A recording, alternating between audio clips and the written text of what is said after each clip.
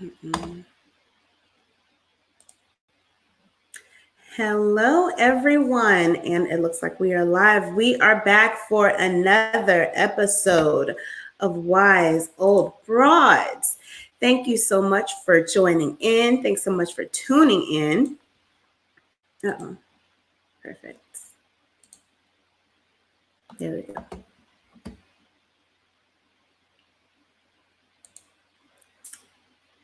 There may be a little bit of a delay.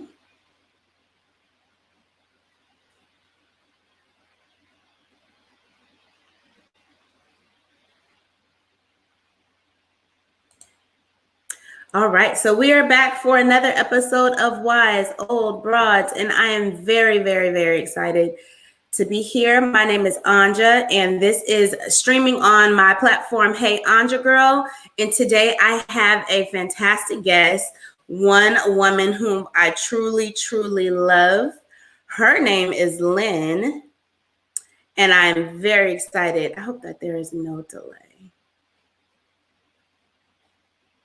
Let's just make sure that this is all working out. One woman whom I'm absolutely adore, and this is Lynne. So once again, the premise of Wise Old Broads is to celebrate not only just the wisdom and the life living that some of these old broads have experienced, but also I really want to know how I can glean, what I can take from these women to live my very best life now and going forward. They've been my age. I have never been theirs. So I need to know what I can do to be the best person that I can possibly be as I grow older. So I would like to welcome to the stream, Lynne. Hello, Lynne. Hello. Hello, Anja. Thank you for inviting me. I'm so excited that we actually got this together because I like to see your face and I love to see who I'm actually talking to. Lynne, you look amazing. Thank you. You wouldn't know I'm 70, huh? No. So therefore, you just took care of my first question, and that was, how old are you? Wow. Yeah. No, I wouldn't know you're 70. I'm actually 70 and a half. When is your birthday? November 11th, 1949. No wonder why I love you. I'm the 6th of November. Oh, okay. So awesome. So Lynne, I have to know, first off, you're 70 years old. What do you do for a living? What do you do? I'm a social worker, and I had a midlife crisis and went from hotel management to social work in my early 40s. Wow. So you were serving people. Well, I mean, you still serve people. It's still a career of service. Yes. But in one capacity where I'm sure was it like a ritzy hotel or? Not ritzy, no. It was AmFac Corporation. They were based in Hawaii, and they had a few hotels here in California. And yeah, so it was great though. I enjoyed it when I was doing it. Mm-hmm. And social work, how is that field for you?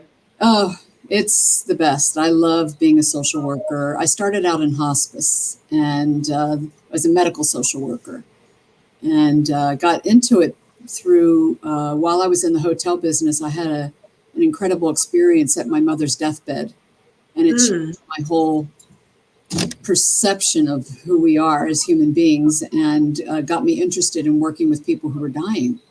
And that's why I went back to school to get my master's degree, so I could become a social worker and work in hospice. Wow. So what's interesting to me, excuse me, I'm going to ignore that. So what's interesting to me is that you made this career move when you were already in your 40s, which is huge within itself. And that's exactly what I think of, because, and this was probably at a different time. I don't know how people were people were changing careers like, glasses at that time, but I know now it's very common to change careers. You're correct. When I was growing up, people did something, they got into some type of a job that they liked or didn't like, And that was it. And you stayed in that job until you retired. That was kind of like the look of it as I was growing up.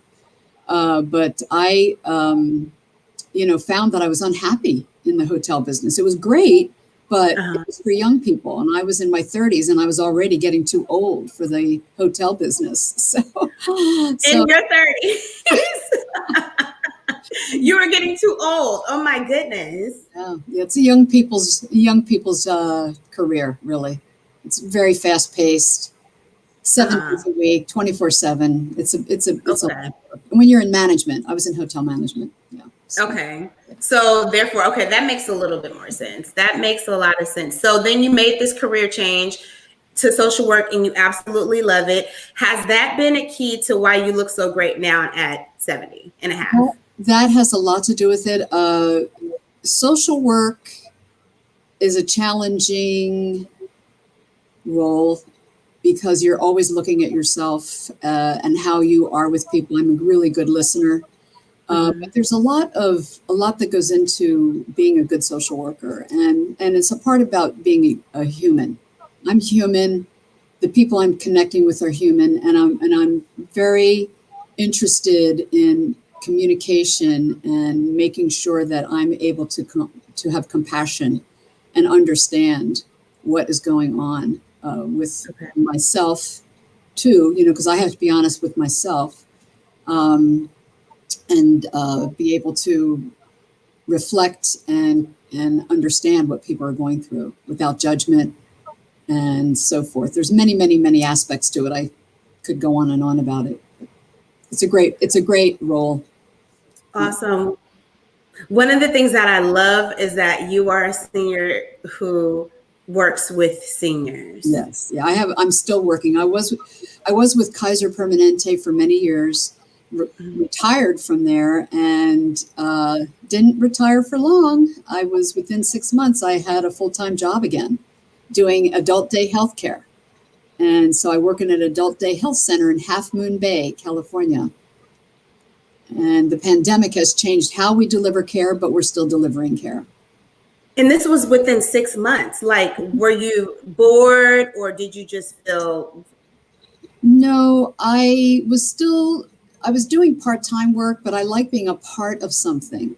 And when I was doing part-time work, you aren't part of the team. You're just sort of doing a job.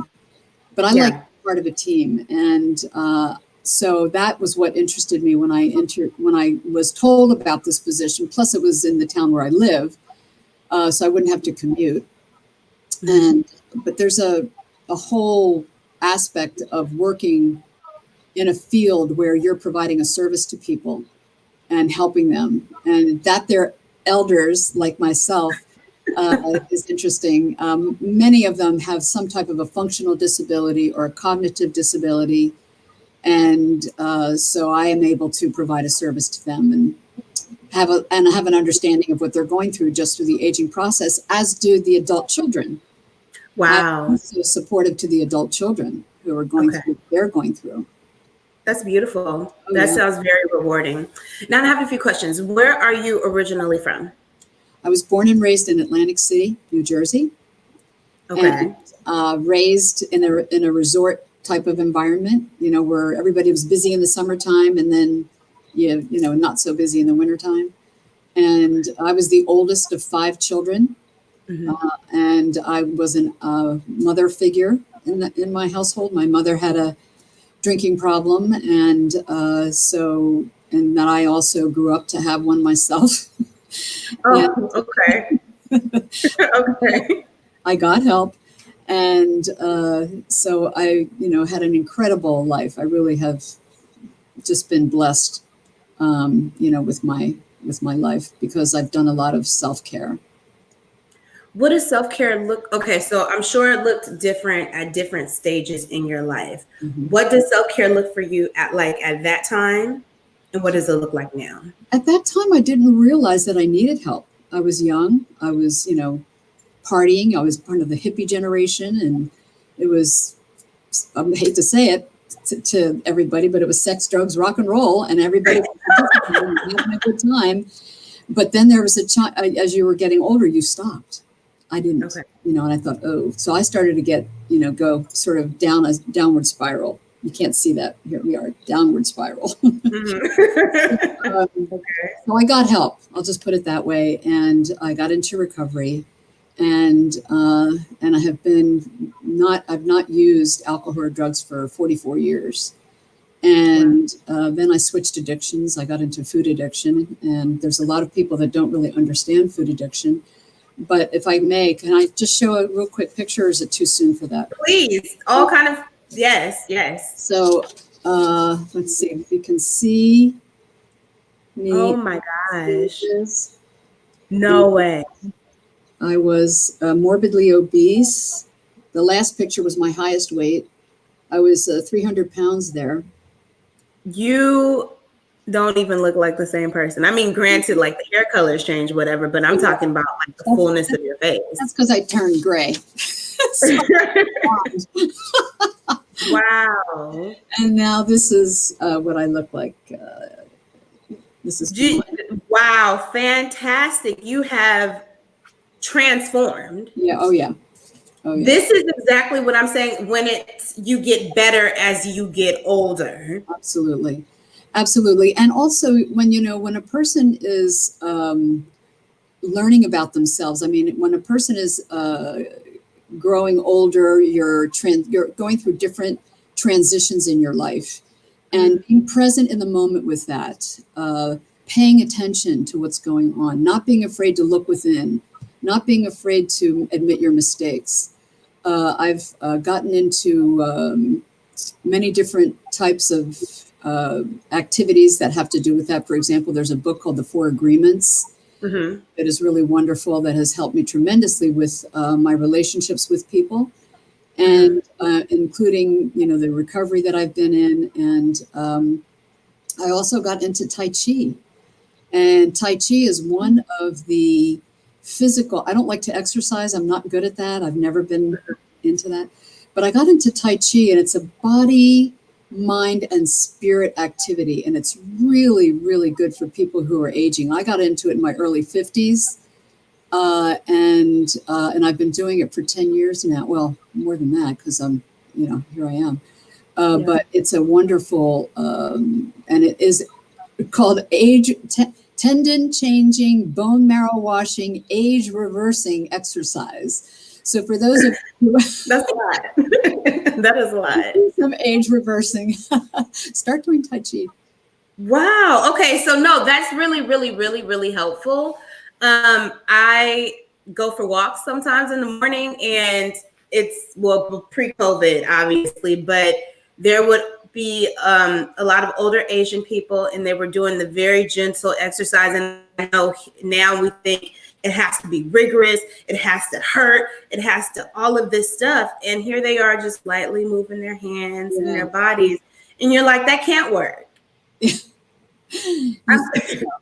But the longer you do it, it's internal.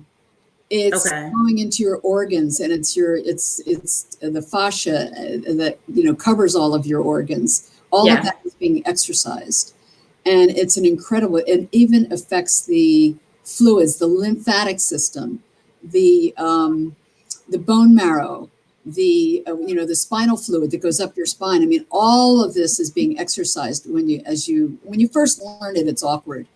But the longer you do it, the deeper it goes, and the greater the impact on your body. It really is amazing. And balance, the balance improves. And what I love about it is that you said you were in your 50s. So by the time, like, I'm 30, I'm in my mid 30s now. So you're telling me that if I practice Tai Chi, I have chances to be a bad mama jamma by the time I'm 70. Oh yeah. In fact, the younger you start, the better, because you're more agile. Okay. There are people, a lot of people feel like it's just for older people, but it really isn't. It's an exercise. It's a type of movement that is impacts you spiritually as well. They call it moving meditation. Right. Okay. So that's a really, really good thing. I want to go back to the picture that you just showed me where you were at your heaviest. And I want you to tell me what would you tell that Lynne today? I was I didn't understand addiction exactly with food. I didn't think, I thought if I just controlled my behavior, if I had some type of power, if I did the right yoga move and stimulated my, my thyroid or something, that it would speed up my metabolism and I'd lose weight. It was always something else. Yeah. Yeah. So it had to do with being persistent and consistent. Okay. And changing my behavior. I had to go with it. I had to have discipline. And it was something that I didn't really understand, because a lot of people, when they hear about, everybody is going to get the magical diet, the perfect thing. There's so many, they think about our culture, that they sell you so much food and consumption and buy this and eat this. And then the next thing they're showing you is how to lose weight and what different programs you can purchase to lose weight. What kind of a schizophrenic thing is that? So really it's about, I had to look at my behavior. I had to look at what I was doing with food and how I was acting and not exercising and eating a lot. I was eating a lot. It had nothing to do with metabolism. So I had to be really honest with myself and find the right program that helped me. Okay. Doesn't cost a lot of money. But you know what? I love something else that you said about that, because with that means that you valued yourself enough to even get to that point. Right. And there was also a quality of it. I got to a point which was wrong, of thinking, well, I'm just going to be a happy fat person. I can't lose weight. I've been trying my whole life because I was fat as a child. I would go up and down with my weight, and I'd go up 100 pounds, down 100 pounds. I wasn't just going up and down 10, 20 pounds. It was a lot of weight. And finally, I got way too heavy, the 300 pounds, and that's what scared me.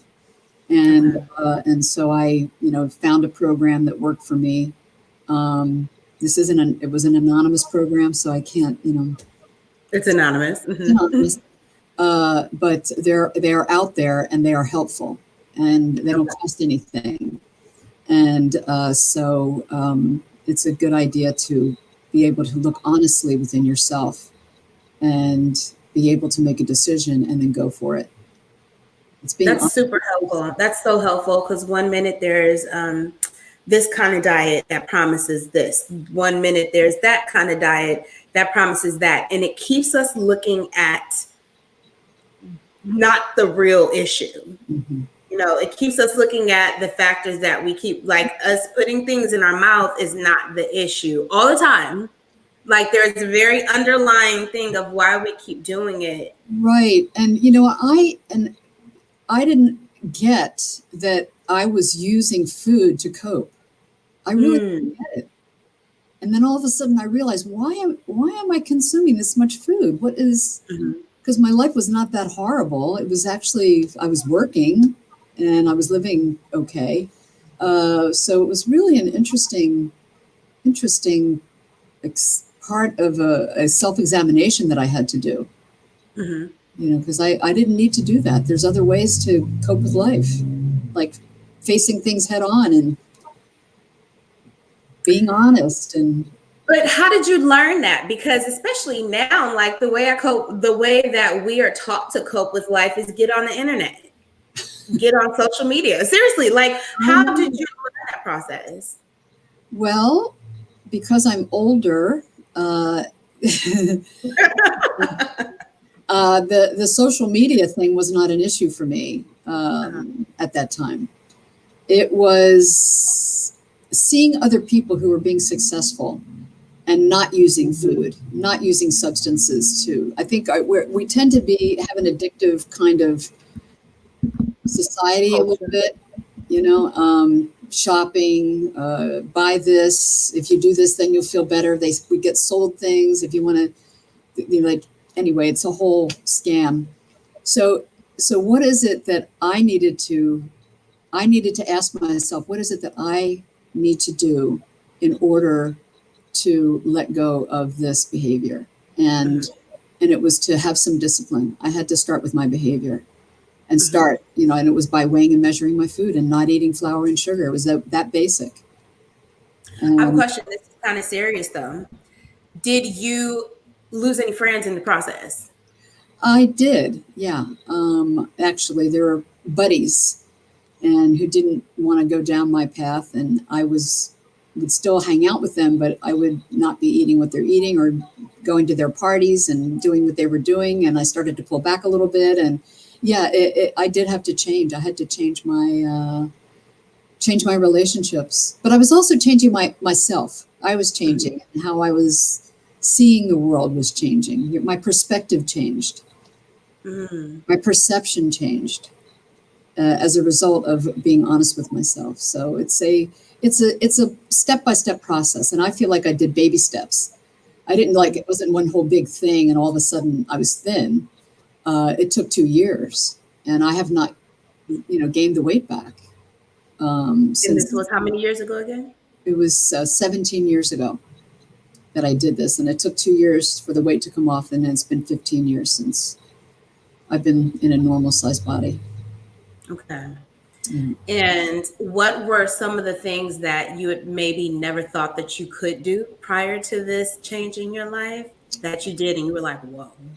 Well, it was interesting because I never thought I would ever feel comfortable walking down the street. That's basic. Because when you're morbidly obese, people look at you. People even can be cruel. And I was able to walk down the street and not worry. Just feel comfortable. Just to feel comfortable in my own skin. To be able to just be out with people and be natural.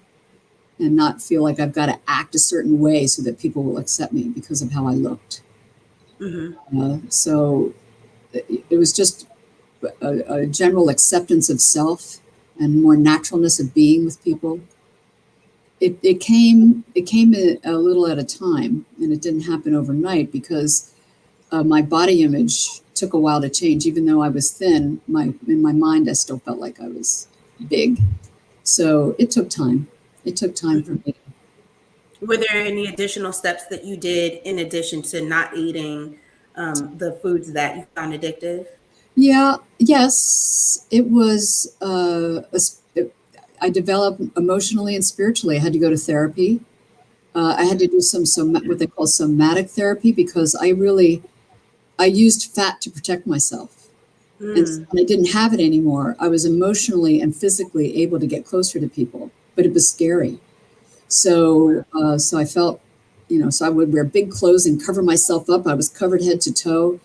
And then little by little, people say, why don't you wear clothes that are tighter? You have such a nice shape. And I'm thinking, what are you, nuts? I'm like, but little by little, I had to change, but I did need to do some therapy around that. And then there's also spirituality, and spirituality to me has to do with my spirit of how I am in the world, how I connect with people, how kind I am, how thoughtful I am. And the 4 Agreements was wonderful because it talks about not making assumptions, not taking things personally, being impeccable with my word, and doing the best I can. And this really helped me with relationships because I had not developed emotionally the way I should have growing up because of my weight. And so I really needed to learn how to be a friend and how to not assume what you were thinking, but I could be curious and clarify and ask questions and become direct and not passive aggressive, and be direct with my speech, and not take things personally. If somebody said something to me, I wouldn't have to assume anything and like, oh, what do they mean by that? And take it personally. I could be forgiving and not judge. That's a wonderful step to, like, when somebody acts out, maybe something's happened in their life. When people cut you off on the freeway, it could be not that they're a maniac, but maybe something has happened and they're in a hurry and they got to get somewhere. I can forgive them for that. So it's little things like that that just pile up, and I became, I feel like I kind of grew up and grew into a person that was more accepting and practicing gratitude. So that became part of my life. And and it's a part of my work life, and it's a part of my family life. I didn't want to marry ever. Although I liked men, I didn't ever want to be a partner with one. Mm-hmm. And then I met this guy when I was 62, and I got married for the first time when I was 64 years old. That was just like 8 years ago. That was not long at all. You were a freshly married woman at 64. Yes. You were already a wob and you were married. You were a new bride. That's beautiful because and we he have turned out to be a really good guy. You know, sometimes you don't know what you're getting. Wow. He's really nice. From what you're telling me, all I just hear is how much your life you really had like a second act. I did. Because I'm not saying your life was terrible the first half of it, but my gosh, it seemed like after you turned 50. It was. I had a hard beginning. Like many people do. I don't want to make it like it was horrible, you know, but it was difficult. And but I learned, and I was willing to learn, and I became more and more open the older I became. And getting older, I have to tell you, I really loved it. I know some people fear aging. To me, it has been liberating. Okay. And I've loved aging. And there may be a point in the future sometime when I'm not going to like it, but right now, up until now, it's been wonderful. So that was going to be my last question. How do you feel about being a wise old broad? But I feel pretty good about it. And if I can continue with this, the way I'm living, and obviously we do age, but I don't have to age in an unhealthful way now. Yeah. You know, I can be healthy, and I can live graciously and gratefully, and I feel like those things help. And right now with this pandemic, I have a heartache at what's going on and how many people are suffering, and yet I can think globally and act locally and do what I can for, you know, so I'm contributing where I can, and I'm like, I can't right now for the elders that are shut in, that used to come to our facility. We are doing all kinds of wonderful things for them and trying to help them and their family members cope during this very difficult time. So I'm feeling grateful that I can do that, I'm in a position to do that. Really quickly before we wrap up, Lynne, a piece of advice for my age group. First thing that comes to your mind. I would say practice acceptance and explore. Don't be afraid to change. Change is the only thing that's constant. And I changed my whole life. I went into my graduate program at 39 and graduated when I was 41 and changed careers. There's no reason to feel like, to feel a failure. You just pick up and you just keep going. Don't ever stop. Don't give up. Never give up.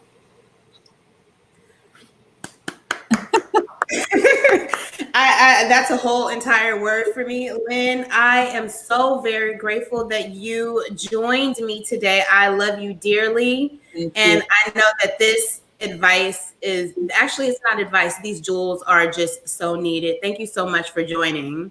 Oh, you're so welcome. And thank you for inviting me, Anja. Thank you. It was a surprise. All right. Talk to you soon. Thank you. Bye-bye. Bye. And so, you guys, that's a wrap up for this episode. I hope that you guys were able to hold on to, and use some of those jewels that she dropped to change your life at no matter what age. This is a woman who is 70 years old, has been alcohol free for 44 of those years of her 70. Like, she quit 44 years ago. She really had an opportunity to have her second wind at life, got married for the first time at 64 years old. Never thought she would be married, but then has, and she loves him, and he's a wonderful guy. So this is what I mean when I think of Wise Old Broads, like aging wonderfully, aging gracefully, We all can do it. We all have the opportunity to, no matter how old you are. I really don't care if you're 89 years old and you're still alive. Go ahead and make the best of your life. Thank you so much for tuning into this episode. Check back in next week. I will have another very fun guest, and you guys have a wonderful day. And thank you again for checking out Wise Old Broads.